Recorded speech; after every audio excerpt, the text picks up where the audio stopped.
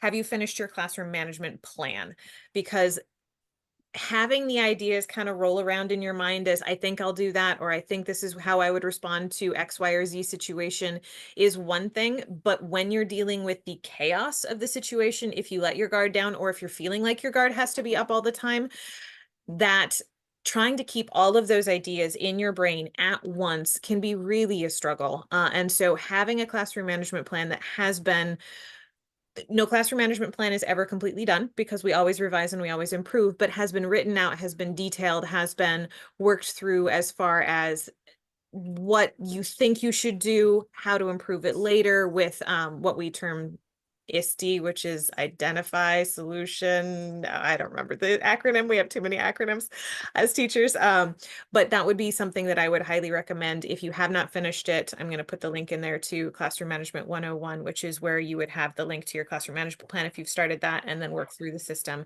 and work through those lessons to develop your plan.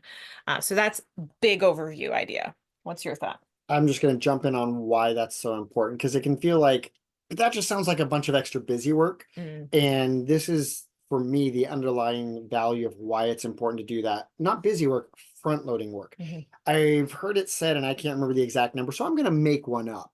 But teachers on a given day have to make like 1,000, or let's make it crazy, let's say 10,000 decisions within a day between all the different student things that we have to respond to. It's mind numbing. It's overwhelming how many decisions we have to make. Um, and if you add into it the stress and emotions of the real time when you're trying to figure it out with trying to make however many decisions in that moment with the potential chaos, that I can't do my best thinking in that moment. Yeah. Um, if you have thought it through to the best of your ability, don't overanalyze it because it shouldn't paralyze you.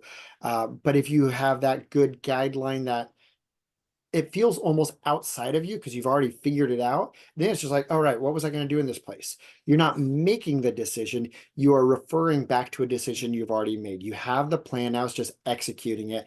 And it takes practice, but it's one less decision or several fewer decisions that you don't have to try and come up with the answer because you've already brainstormed it. You've already kind of uh, game planned that out. So that's why it's so important to do the front loading work, not busy work. Although in my mind, it's real easy to fall into that trap of, oh, this is just busy work.